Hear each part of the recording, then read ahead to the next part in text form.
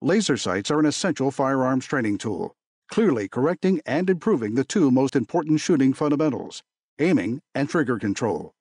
Crimson Trace, making laser sights standard equipment. Learn more at crimsontrace.com.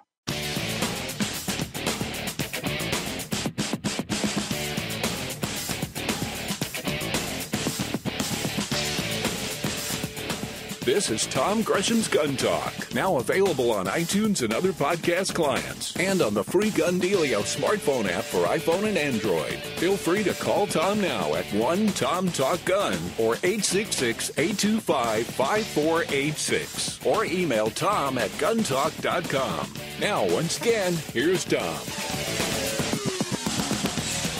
All right, welcome back to Gun Talk. It is, as we say, a week until Christmas, looking for your ideas for, well, last minute, it's kind of last minute, Christmas presents for gunners, shooters, hunters on your list. We've thrown out a number of ideas, looking for your thoughts. 866-TALK-GUN or just dial Tom, Talk Gun, get you in here. Of course, we talk about things for hunters, because that's a little bit different from just shooters, and it actually opens up, some more possibilities in the way of gear, clothing, guns, all sorts of accoutrements. As I say, I think that duck hunting in particular is kind of like fly fishing. It's a sport in which it's really all about the accessories. Duck boats and push poles and decoys and calls. It goes on and on. A very good friend of mine who would know all about that joins us right now. Doug Painter, the former president of the National Shooting Sports Foundation, and my friend for more years than I could possibly count. Doug, how are you? Tom, I am doing great. Thanks for having me on the show. Absolutely. And you know exactly what I'm talking about when it comes to duck hunters and our accessories. As you get older, you don't just get older, you really just end up with more stuff, Tom. But a lot of that stuff in our world is good stuff. Mm-hmm. It is good stuff. And the better stuff you buy on the front end, the better it is, because it lasts you forever and you can hand it down. And that's one of the fun things. And, talking about handing things down, I'm looking at what we're going to be talking about. The Boone and Crockett Club has been around since 1887. It's really one of the pioneer organizations in conservation, hunters being, of course, the original conservationists. Actually, the people who coined the very phrase conservation were hunters. Absolutely, and it was started by Theodore Roosevelt, who in a few years would be our president, after McKinley was assassinated in 1900, and a gentleman by the name of George Bird Grinnell, who was then the editor of Forest and Stream magazine, which ultimately became Field and Stream magazine. A great reminder about, things like some of our magazines are among the oldest magazines in America, as long with our tradition of hunting, one of our great old traditions in this country. Absolutely. Well, now, one of the things I know you have been writing about hunting and shooting for a zillion years and doing it very well. And you're doing a lot of work for Sporting Classics magazine these days. And you have kind of been carrying the torch, if you will, for the fair chase idea. And it strikes me that there may be a younger generation of hunters who haven't really heard the term and not really understand what fair chase is. Well, you hit the nail on the head, Tom. For some reason, and I don't know the reason, somehow this discussion of, let's call it good sportsmanship, it seems we've drifted away from that a little bit. And, one of the things that the Boone and Crockett Club did, not only focused on conservation, but really defined the notion of sportsmanship through fair chase. Let me give you a very quick example. Yeah, okay. In 1892, the club sought to end the practice in the Adirondacks of New York State of having hounds run deer into lakes where then hunters would go out in their boat and chase after a swimming deer. To call it a chase is exaggerating it. Sure. And then either hit the deer on the head with a hammer or shoot it. The point being is, this isn't hunting, Right.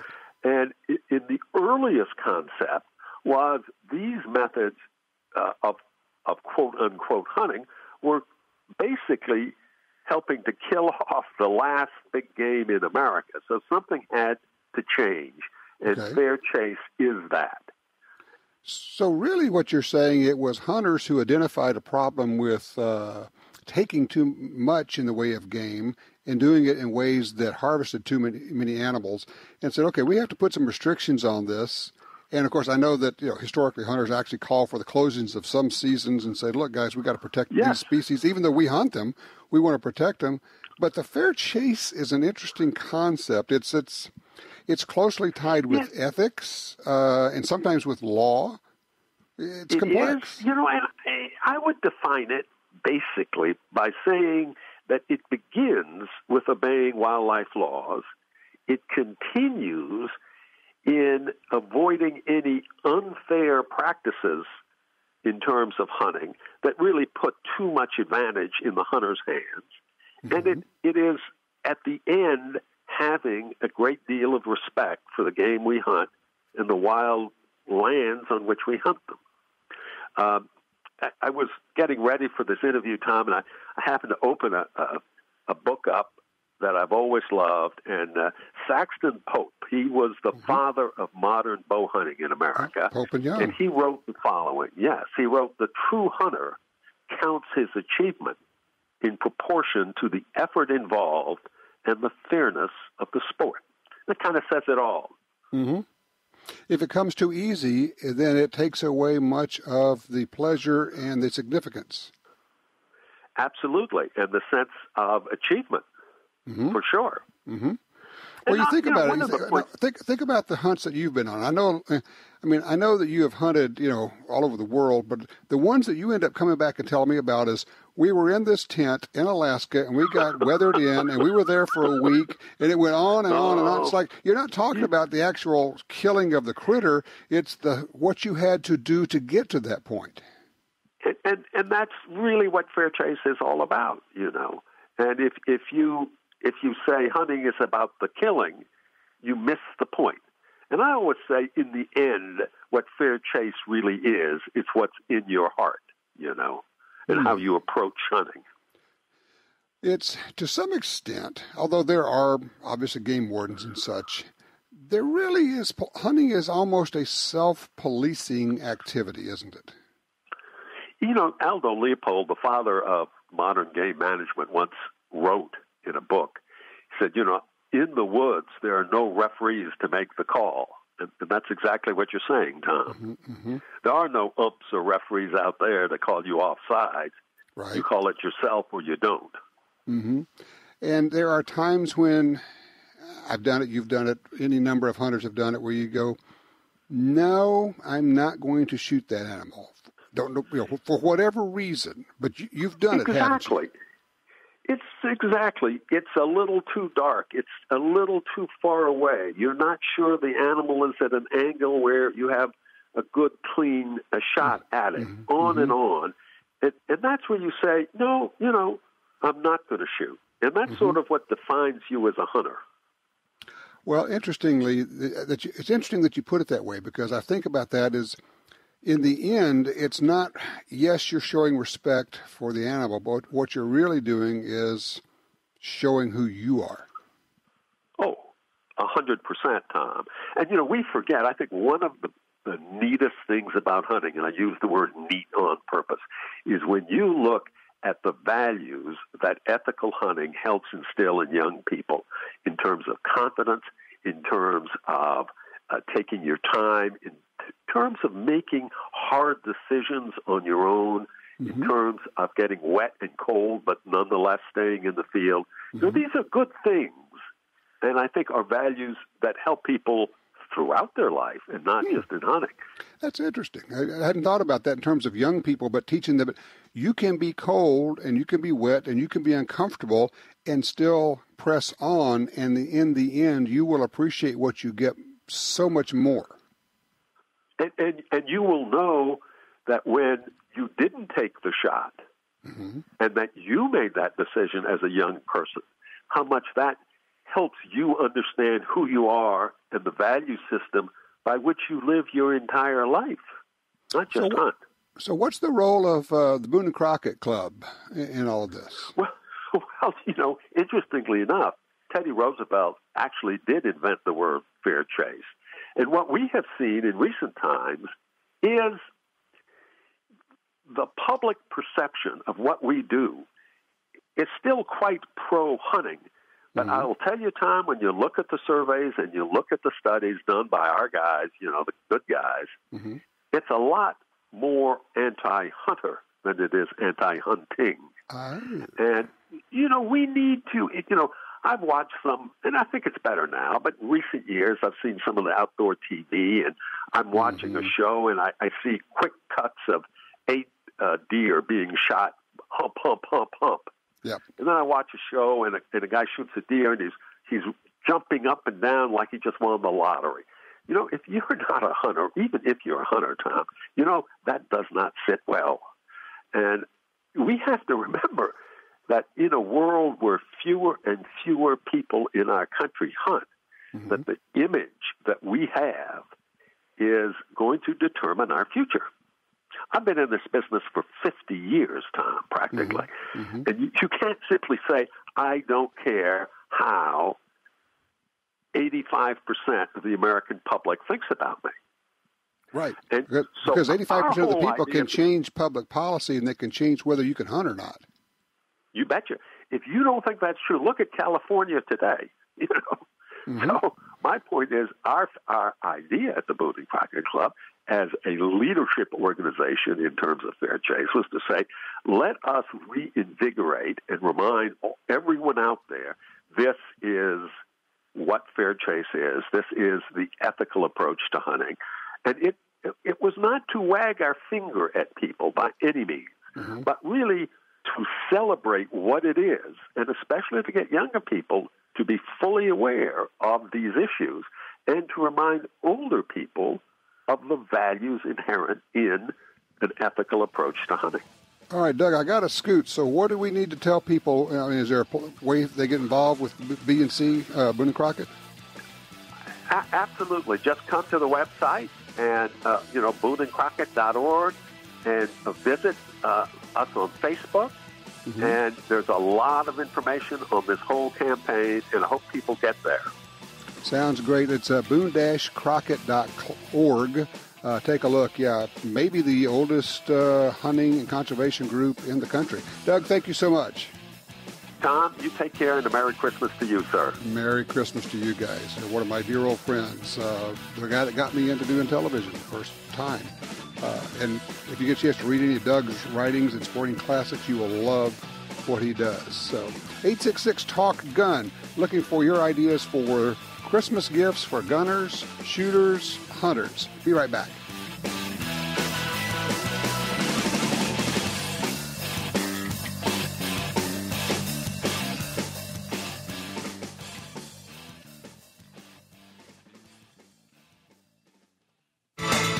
Over the years, ammo continues to advance, and Inceptor RNP Sport Utility Ammo is a perfect example. RNP is lead-free and frangible, making it ideal for the range. The unique projectile also reduces wear on firearms, so you can spend more time training and less time cleaning. RNP is also ballistically matched to Inceptor ARX preferred defense ammo in all calibers, so you are ready to carry. Learn more at InceptorAmmo.com. The pistol that redefines pocket carry just got even better. The Ruger LCP-2 has improved sights, an easy-to-rack slide, a larger textured grip surface for a secure grip and recoil reduction, and a short, crisp, single-action trigger pull for real-world accuracy. It's so small and light that there's no reason to ever leave home without your LCP-2.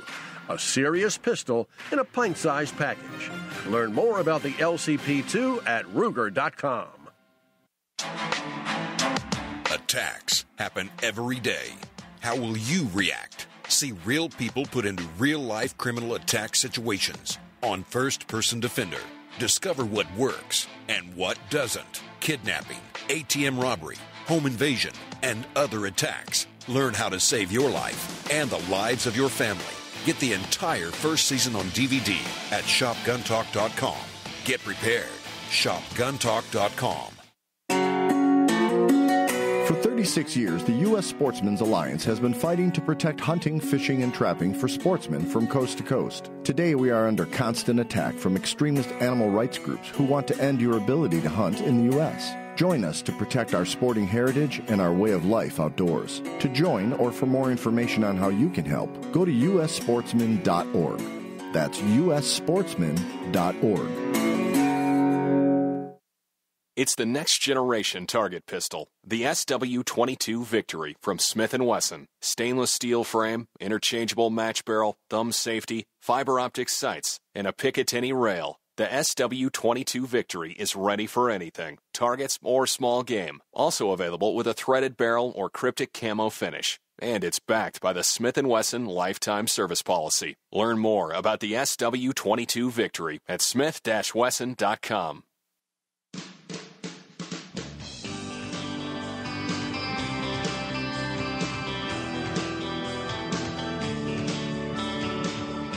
All right, back with you with some more ideas for shooters on your list, gun folks out there. Just thought of one I scribbled in here at the last minute. Hadn't thought of that, but I think it's a killer idea. Ultrasonic gun cleaner. Anybody who shoots a lot, one of these tubs that has the ultrasonic vibrations, and you put the chemicals in there. By the way, I have heard people say, "Oh yeah, I just put gasoline in my ultrasonic cleaner." Really? You can't believe how absurdly dangerous that is. Do not do that. Oh, that's a good solvent. Yeah, it will blow up. Okay, don't do that. Just use the liquids. But yeah, an ultrasonic gun cleaner. Man, somebody that shoots a lot, you can drop your pistol in there, just basically cleans it, break apart parts, put them in there, clean them up. I like that idea. That's a pretty cool idea. Also thinking about, how about a range bag for anybody? Everybody would love to have either a new or another range bag. I was looking at brownells.com. They have like a gazillion range bags there. So take a look over there. So we're looking for your ideas for gifts for shooters, hunters, that type of thing. And I'll have some more for you in a minute. Line 4, Manny is with us. Let's see, in Pennsylvania. Hey, Manny. Hi, Tom. How you doing? Great. Okay, so I was telling Michelle that a while back you used the term, keep your friends close but your enemies closer. Mm-hmm. And you follow, all these anti-gunners on Twitter and all that stuff. So I started doing what you do. Okay. And I came across with a post by, a country star singer. Oh, you know what? Text every town, and they'll contact you back so you can contact your representative. Right. So you can tell your representative to vote yes on the bump stock. Okay. So since that point on, every time they send me a text message telling me to vote yes on any anti-gun agenda, I just use them to contact me with my representative to do the complete opposite. So what you do is you're letting them tell you which issues that they're moving on, and then you move on the same issue but in the other direction. Of course, yes. Brilliant. I love it. Get a kick out of that. I mean, absolutely. It's the easiest way. If it's important enough for them to contact me, then it's important enough for me. Sometimes, you're not on the loop on everything. But if it's important enough for them to contact me, well, then I'm going to go ahead and take that step and just do the opposite. And when you get on these lists, Manny, I do that, obviously. And so I'm on the list for every town and for Gabby Gifford's group and every other, gun band group out there. And you get these emails, and you start getting the emails daily, and you realize how often they are reaching out, because our guys are just going about their business. They're going through their day. They're not paying attention and not understanding that the gun band groups are tapping their supporters once or even twice a day, every day of the week. Is that what you're seeing? Yeah, well, you know what? I even went a little step further. I actually signed up with my phone number. So anytime they want me to do something, I get a text message. Mm-hmm. So I'm not, I can't look at my email every day, but I'm on my phone every day, and that's the easiest way for me to find out, hey, this is a new thing that's going on. Let me look it up. If I think, I do just the complete opposite. Sure. So if they say we're contacting all of our Congress people about the Hearing Protection Act and we've got to stop this, you say, okay, so that's what they're moving on now. So we have to move to make sure that they're hearing our side of it at the same time. Yeah, that's just the very last one that I received. They contact me for HR 38, tell them to vote to reject it, do not let it pass. So I did the complete opposite, like I said. Now, beautiful. Can I ask you a quick question? Sure. I'm sorry. I'm a concealed carrier, so I have my firearm with me everywhere I go. I'm in Pennsylvania. I just came out of New York. But my question is regarding my ammunition. Since I live in Las Vegas and I'm going from extreme weather to extreme weather, how often should you think that I should change my carry ammo? That's the main concern I have. Because I'm going from cold to, warm. Are you driving across the country? I am, but it still gets cold in here. I'm a truck driver. All right, what the thing to do is, as you cross each state line, reach out, put your gun out the window, and shoot all the ammo out of it, and then reload it. Can you even imagine? No, actually, it doesn't bother your ammo. It's fine. I mean, because the range of temps is not that great, and ammo is made to work in a pretty wide range of temperatures. You're good to go. Don't even sweat it, okay? Okay, well, thank you very much, Tom. Thanks for the information. Like I said, I'm doing what you're telling me to do, fighting against these anti-gunners. There you go. I appreciate it, Manny. Thank you for what you're doing there. Let's see. Ed and Joe, don't go anywhere. Don't have quite enough time to get you in here, but we got Ed wants to tell us about his favorite present, and he's got some suggestions. Oh, I like that one. Ed, I'm not going to steal your idea. I'm going to let you talk about it. And then Joe wants to talk about a 1911, so we're going to be talking about that. But we have some room for you if you'd like to join us right now. It's 866-TALK-GUN. Who can remember that? How about just dial Tom Talk Gun? Looking for ideas. We did the range bag. How about, does anybody have enough gun cases? Pistol, rugs, bags, or long gun case, shotgun cases, rifle cases. If you know somebody, and there's some deals out there. Right now you're seeing some amazing deals in the next week or so. So I think maybe a gun case would not be a bad way to go. I know you're probably thinking about some of the things I am. I'm going to get to some of the bigger ones here, but there are also some small ideas that we can do. Oh, flamethrower. Of course, everybody needs a flamethrower. I actually got to play with one on Gun Venture. What's about $1,600? You can have your very own flamethrower, and they are not regulated, believe it or not. Now, if you have some charcoal that will not light in your barbecue grill, now that's the way to go. I got to tell you, flamethrower that puppy, you're going to be cooking some steaks before you know it. 866-TALK-GUN. I'm Tom Gresham, and yes, we are that crazy here.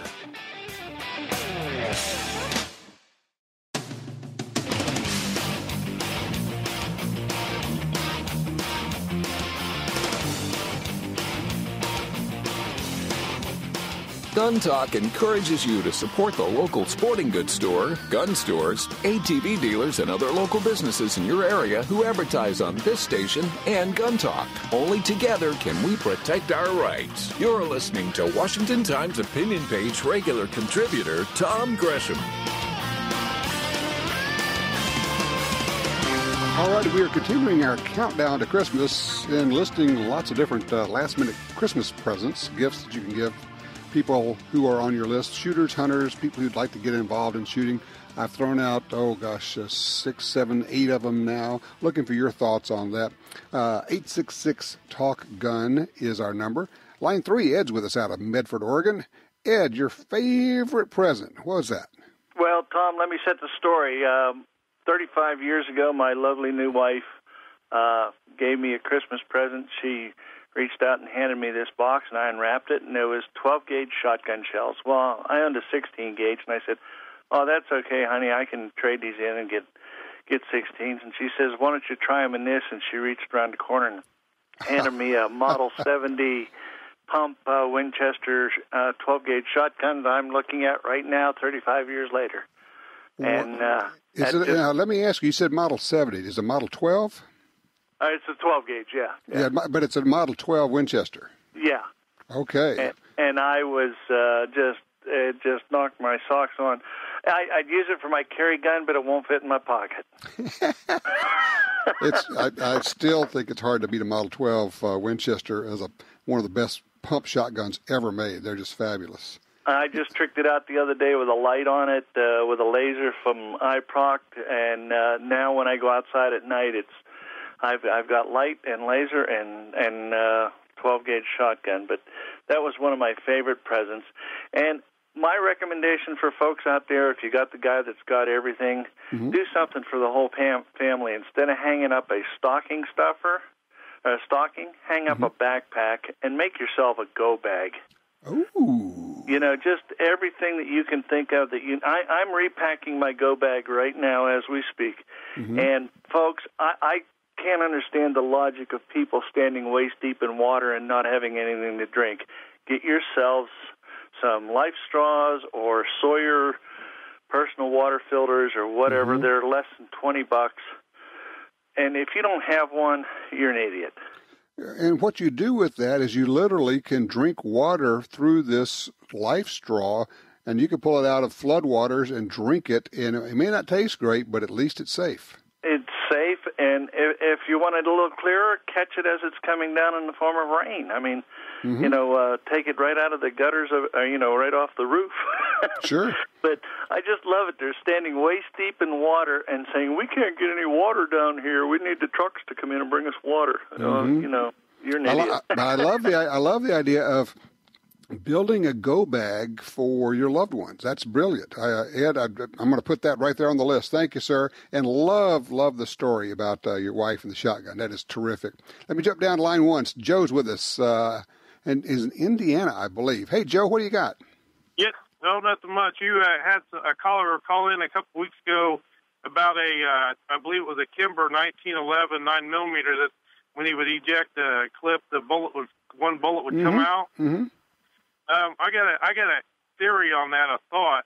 Okay. I just picked up a Ruger 1911, SR 1911, and it does it sometimes. And I was looking at it, and this is just what I think. It's the angle of the clip with the 9mm bullet being a smaller diameter than a 45 ACP, so it's less surface. And then the 9mm has more of a taper than the 45 ACP. Combine that with the spring tension, and when you push the clip in, the taper of the bullet, it'll hit the slide, take it off the lips of the clip, and then it's just working off the taper of the bullet. As you walk, it kind of gravity makes it work forward, and when you drop the clip, it comes out. So when you pull the magazine out, it's already been riding loose in there, is what you're saying. Right. Well, that's just a theory because of the taper of the 9mm has more of a taper than a 45 ACP. Right. Plus the diameter, you got less surface on the bullets touching, because of the diameter from the 45 to the 9mm. Exactly. It's just a thought. Interesting idea. I don't know that we're going to find out, but that's as good an idea as any. I appreciate the call. I appreciate the thoughts on that. 866-TALK-GUN. Let me get Fred in here out of Anchorage, Alaska on line 2. Hey, Fred, what you got? Hey, Tom. Got a question for you. I bought a model 629, number 1, Smith & Wesson. 44 Magnum. Yep, about a little over 2 weeks ago. Okay. Now, all the info I'm getting on this, not all of it, it's kind of a 50-50 deal. They're saying that I shouldn't load over a 240 grain bullet to shoot out of that. They say it kind of tears the gun apart. Who's saying that? And it's the website, and it's the certain people I talked to at the gun show when I actually bought the thing. And But I've also heard it's if it's good for 5,000 rounds, it's good for 5,000 rounds. And I bought the gun for fishing. I live in Alaska. You understand what I'm saying when I say I bought it for fishing. I understand. You got to have a fishing gun. Let me give you my thoughts on this. When you load a heavier bullet in it, you do not. And here's the thing. For that particular use, what you're looking for is deep penetration. All right? Yep. If you're shooting a bear, you need deep penetration. Here's the miraculous part of the whole thing. A bullet, the correct bullet, like a hard cast lead bullet, does not have to go fast to penetrate deeply. Now, it sounds weird, but even 44 specials with hard cast lead bullets will out-penetrate any kind of expanding or mushrooming bullet probably by a factor of 2x and maybe more than that. So where I'm going with that is this. If you have any concerns, I personally wouldn't, I would probably not load that to max pressure. I don't think you have to. I think just a good medium level load with good hard cast bullets, and that thing will probably get you in the neighborhood of 3 to 5 feet of penetration, not inches, feet of penetration in most soft tissue, and even go through the skull of a bear who's trying to eat you. So that's my thought. I wouldn't worry about it. I just make sure I'm using good bullets. 866-TALK-GUN. Be right back.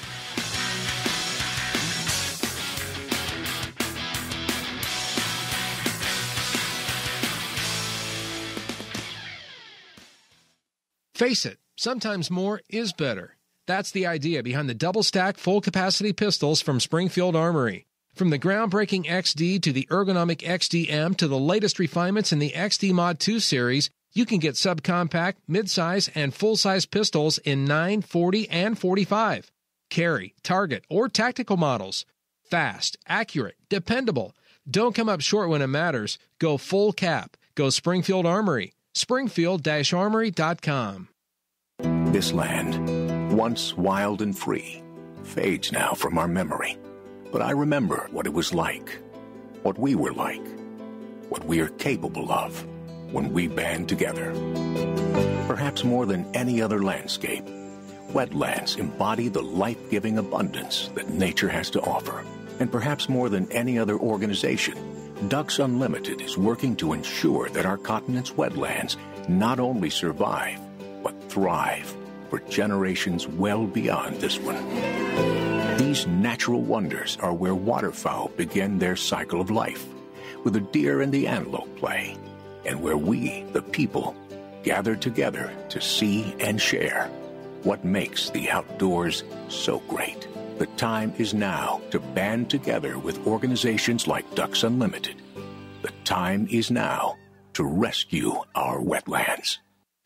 Nosler has been a leader in bullets and ammunition for decades and keeps growing with new product introductions that follow this tradition.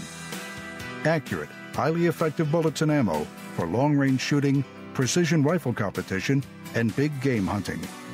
To be the first to hear about new product releases and promotions, follow Nosler on Facebook and Instagram and become part of the conversation. You won't settle, and neither will we. Nosler.com. Laser sights are an essential firearms training tool, improving the skill level of the shooter by enhancing proper fundamentals like sight alignment and trigger control, and providing life-saving practices that can be depended on in moments of crisis.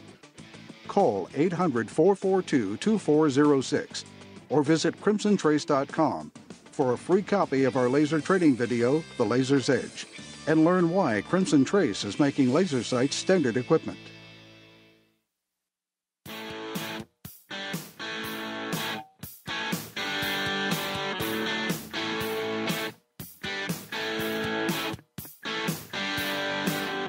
All right, working on our list of gifts to give folks who, well, gunners, shooters, hunters, people on your list. I'm going to throw out a couple more for you here. A tactical flashlight. Small, Surefire has the ProTac 1L, which I carry everywhere. Streamlight has a bunch of really good ones. Surefire, of course, has some of the great lights. Once you start carrying one of these small tactical flashlights in your pocket or in your purse, you'll never go anywhere without it. You'll find that you use it a dozen or more times a day.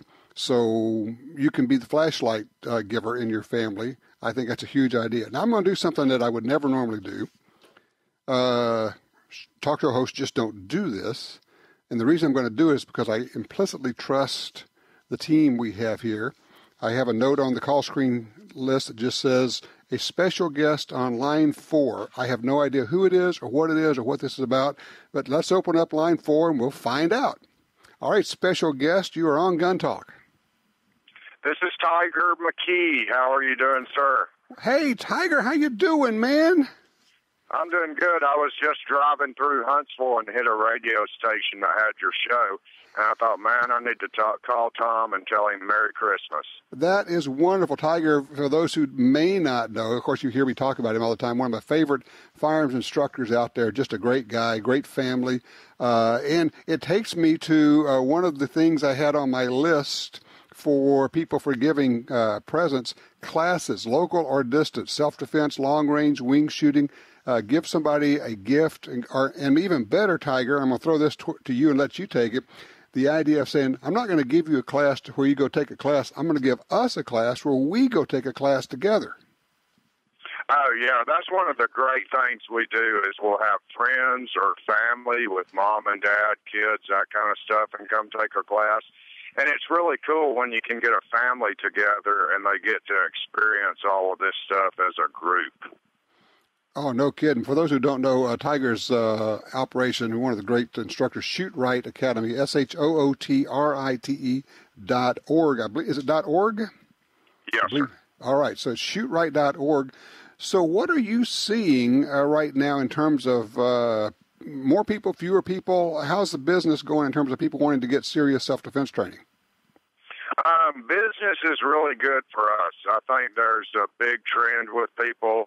They're realizing that self-defense is a personal responsibility, so they're stepping up to the plate. They're taking classes and learning how to defend themselves and their family because, like we all know, trouble can happen anywhere at any time, and you've got to be ready for it. I mean, it can be as close as your car when you walk out and get in your car in the morning, or, I mean, you don't have to be going through the quote-unquote bad part of town. It just shows up wherever it shows up. Yeah, it's no mystery. It just pops up. The unfortunate thing is a lot of people, after something happens, they go, well, I never dreamed that would happen here. Mm-hmm. But it's going to happen wherever it pops up. There's no, real mystery to it except you got to just be expecting it and be ready for it. Have you had any of your students over the years actually have to use a firearm in self-defense and get back with you with a report of it? I've got a record on that I'm kind of proud of. The calls and stuff that I've got were from people where they took the tools that we gave them and they were involved in a violent confrontation, but they never had to shoot anybody. Now, that's interesting. There are going to be people who don't know what you're talking about. They say, well, you went to a shooting school, but you didn't have to shoot anybody, so what are you talking about? Tell them what kind of skills you're talking about you gave them. Well, we're talking about the number one tactic, which, of course, is avoidance and escape. If you can get away from it, avoid it, then you've won that confrontation without having to be physically involved in it. But then there's other things like issuing verbal commands, using cover, moving. And a lot of times if you do those things, you're moving, you're issuing verbal commands, you're getting to cover, then you're not the victim that the threat thought you were going to be, and we get what we call a psychological stop. You change their mind about what they thought they were going to do. Interesting. All of a sudden, they're seeing somebody who is prepared and taking action, and they say, I thought I was going to get a soft target. I don't think I want to play this game. Yeah, sir, and it's kind of, ironic because the more you train, the more you think about this stuff, really the less chance there is you're going to have to use it because you learn how to deal with these problems. If something happens and you're completely unprepared, you go kind of to the reptilian part of the brain, which doesn't really think very logical. Mm-hmm. But if you've got some framework to work off of, then you don't get scared, you don't get panicky, and you can solve that problem efficiently. Absolutely. And let me just give this out again. Shoot Right Academy is SHOOTRITE.org. It's in just outside of Gunnersville, Alabama. But you also travel, right, Tiger? Yes, sir. We do some off-site courses, so we'll have people that want to host a class at their club range or something like that. Mm-hmm. I don't travel near as much as I used to, but I still like to get on the road some. Okay. Well, look, best to you, best to Gretchen, lovely family, and I really, really enjoy hearing from you. Thank you so much for calling in, Tiger. Thank you, sir. Merry Christmas to you, the listeners, and I know I got a lot of students that listen to you, so Merry Christmas to you guys, too. Very good. You same to you. You take care, my friend. Tiger McKee, just listening to him, you're going, yeah, this is the guy I can learn something from, because it's not about how do I shoot somebody, it's how do I escape and survive, and if at all possible, not have to. If you have to, you have to. But I tell you, learning the skills to get yourself out of it without having to shoot, now that's world class, and that's what really matters. 866-TALK-GUN. What was your favorite shooting or gun-related Christmas present, early or even current?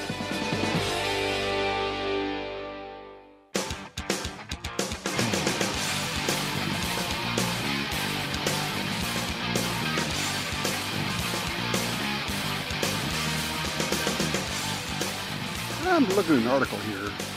I've just put out a tweet on this a little while ago. If you don't follow me on Twitter, shame on you. This is how you find out about this kind of stuff. I am at Gun Talk. Even if you don't follow anybody else on Twitter, you need to get on Twitter and follow me so you'll get these alerts. Because things like this, you would want to read this article. It's on slowfacts.wordpress.com. The title of it is Not a Gunfighter, but a Defender, the Changing Face of Gun Culture. And it talks about, since when I grew up, gun culture was basically John Wayne and, cowboys and then ranchers. And then it changed over the years, and then it became acceptable for strong women to have guns. And, of course, the movie, world went overboard. You got Lara Croft. You got bikini-clad models holding big black guns. And then it says, I love this, it says, the real gun culture change as well. It says, today we have tens of millions of ordinary people who carry every day. These legally armed individuals carry a firearm in public.